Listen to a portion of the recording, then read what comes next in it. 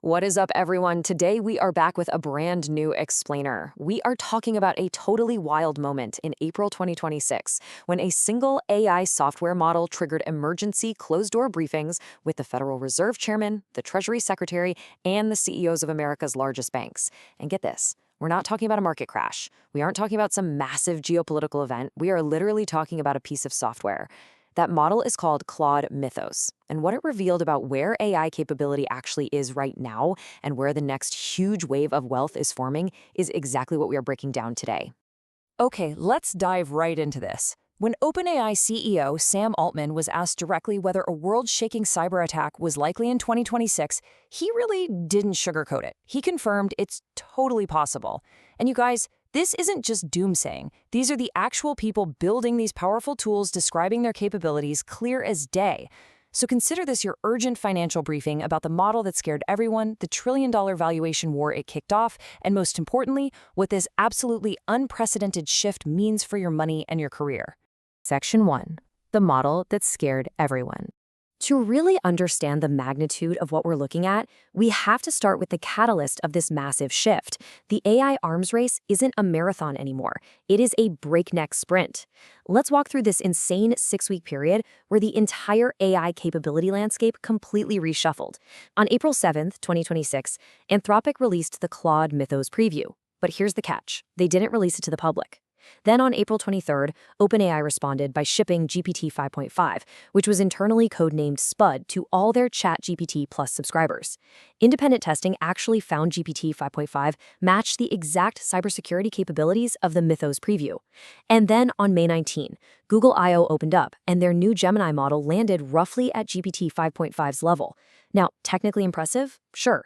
But in a world where Mythos had already redefined the frontier, landing at second or third place meant you were arriving entirely too late. So, let's zoom in closer on that April 7th release of Claude Mythos. It was highly restricted to just 40 hand-picked organizations. We're talking about heavy hitters like AWS, Apple, Google, JP Morgan Chase, Microsoft, and NVIDIA. Anthropic CEO Dario Amodei voluntarily held back Claude Mythos from the general public because its cybersecurity exploitation capabilities were simply way too dangerous.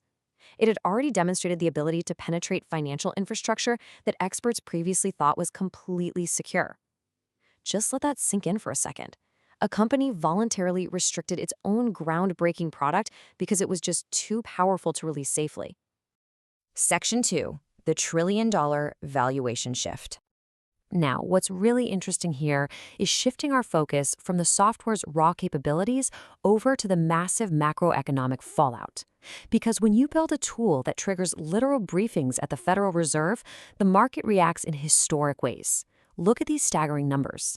In March 2026, OpenAI raised $122 billion at an $852 billion valuation, backed heavily by Amazon and NVIDIA. But look over at Anthropic. Entering negotiations for a $900 billion valuation, that is a potential tripling of their estimated value in just 3 months. And no, this isn't purely speculative. Anthropic hits $30 billion in annualized revenue in April 2026, and they had 8 of the Fortune 10 companies as paying Claude customers. Over 500 companies are out there spending more than $1 million a year on cloud alone.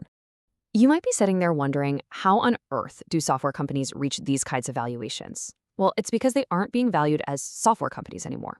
They're getting infrastructure valuations. They are literally being priced like utility systems. Like power grids or global telecommunications networks.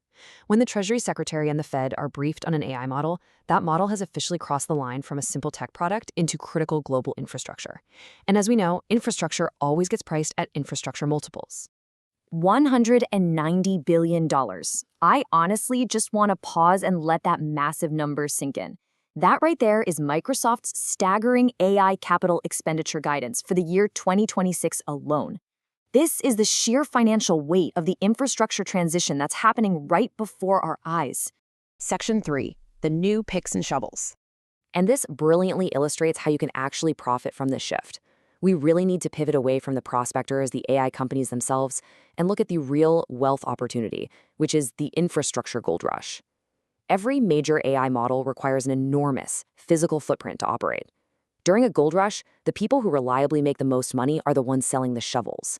In 2026, Those shovels are power, chips, data centers, and cooling. You absolutely cannot run a Mythos class or GPT 5.5 tier model without enormous, continuous computational resources distributed all over the globe. Let's start with power, because right now, electricity is the biggest rate-limiting factor for AI development. The AI data center build-out is consuming electricity at a scale that is heavily straining regional power grids. This is driving a massive repositioning in the utility sector. Take NextEra Energy, for example, a major renewable energy operator. They moved to acquire Dominion Energy specifically to accelerate the build-out of generation capacity that's sized perfectly for these hyperscale AI workloads. And the remaining physical constraints, they are just as crucial. For chips, NVIDIA's investments and TSMC's manufacturing are the raw physical hardware foundation that every single AI breakthrough depends on. Then you've got data centers. Look at Microsoft committing $1 billion to physical AI infrastructure in Thailand, and then turning around and making the exact same commitment in Singapore the very next day. Finally, cooling. AI data centers generate just extraordinary amounts of heat. The need for massive amounts of water and industrial cooling systems is quite literally dictating the geographic locations of new facilities. The shovel sellers always sleep better at night, right? And these 4 pillars, they are the modern shovels. Section 4, your 3-part action plan. Okay, let's move on and see how this all builds into a concrete microeconomic strategy for you.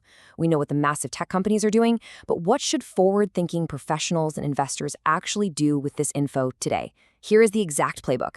Step 1, skill up on agentic AI. Step 2, build complementary income streams. And Step 3, capture the cybersecurity opportunity. Let's break each of these down so you know exactly how to position yourself. First up, agentic AI. And I really need to warn you here. The era of AI as a simple autocomplete chatbot where you just type a prompt and get a paragraph back, yeah, that era is completely over. The shift right now is toward autonomous agents. We're talking about models that can find a problem, write a custom solution, test that solution out, and iterate on it without needing human approval or intervention at every single step. Mastering the design, direction, and management of these autonomous workflows is absolutely where all future earning power lies. Second, you have got to build complementary income streams. You need to make sure your income actually benefits from AI capability improvements rather than competing directly against them. Think about it. If your income relies on producing raw output like basic writing or research that an AI can do way faster and way cheaper, you are in a deteriorating position. But if your income relies on directing AI, like consulting on its implementation, building products alongside it, or designing complex workflows, then every single time a new, smarter model drops, your tools just got better. You're swimming with the current instead of fighting against it. Finally, let's talk about the cybersecurity opportunity. Look at this quote directly from Anthropic's own internal documents. They state that Mythos presages an upcoming wave of models that will completely outpace human defenders. So the crucial takeaway here is that this unprecedented cyber threat is a double-edged sword. It is absolutely a personal and business risk you have to manage right now, but it's simultaneously a massive business opportunity just waiting to be captured. Companies that are positioned to help businesses defend against these AI-powered attacks are looking at some of the absolute best growth opportunities in the entire economy. So I want to leave you with this one really provocative question to chew on. The AI economic landscape definitively shifted in 2026. Are you positioned on the right side of this change? We've seen this staggering wealth shift toward infrastructure, mind-blowing trillion-dollar valuations, and a completely new paradigm of autonomous AI capabilities. The question is no longer if AI will change the economy, but whether you are adapting to the massive change that has already happened. Take action on the playbook we covered today. Thanks so much for joining me on this explainer. I will see you in the next one.